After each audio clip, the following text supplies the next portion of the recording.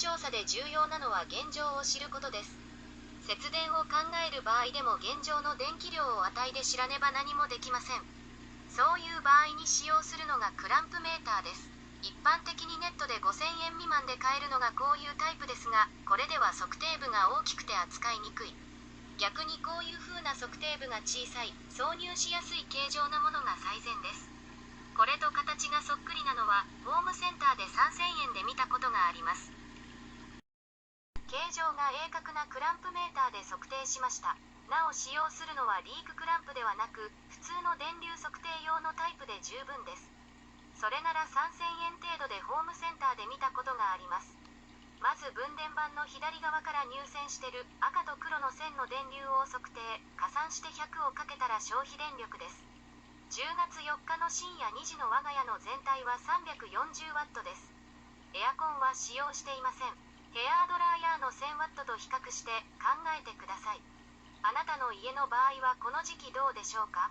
この時間帯で主管が電流 10A で 1000W オーバーでは今月の電気代は3万円超えます。ベース電力の使用が大きいです。何か不調な家電があるのではないですか。家の冷蔵庫の待機状態での電流を測定しましょう。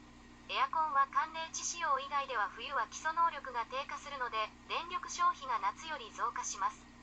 ですから夏より真冬の方が電気代は高くなります。内気のフィルターと室外機裏の熱孔表面の掃き掃除くらいはしましょう。例の家電待機電力対策は完璧にしても月で500円も節電にはなりません。分電盤主管の赤黒の電流の合計値 P がその時の消費電力で 0.1 をかけます。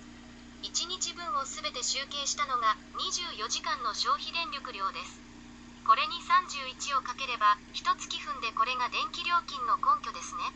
今回注目してるのは24時間変わらないベース電力です。節電の暗黙の了解は使用してる家電は正常動作してる。例えば深夜で稼働してるのは冷蔵庫、炊飯器、通信、エアコンが一般的。深夜全員が睡眠状態はそれらは待機状態と言えます。その場合家電に流れる電流は1から2アンペアです。絶対に単体で5アンペアは超えません。超えてるなら冷蔵庫なら買い替えしか改善策はありません。不調な家電調査も電気代削減には重要です。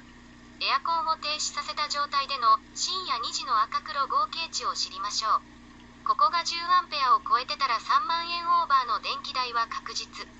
今回モデルケースはエアコンを1日使用していません。この金額は電力会社サイトの電気代算出機能で自動計算させた消費税を含まない金額です。今年我が家の電気代は1月と2月で 1000kWh 超えて3万円を超えました。やはり1000を超えると3万円を超えます。逆に3万円未満にしたいなら電力使用量は850未満である必要があります。1万円以下の電気代なんて無理な時代、普通な使い方でさえ容易に2万円は超えます。ご存知のように電気代は来年は3割アップをするらしいので、ギリな経済状態の方はこの分の支払い捻出は死活問題です。3ヶ月滞納したら電気は止められます。逆に2月は滞納できます。当月の支払いが指定日に無理程度ならば後で支払いすればなんとかなります。私はビルでオーナーと消費電気とガス使用状態の発表を行います。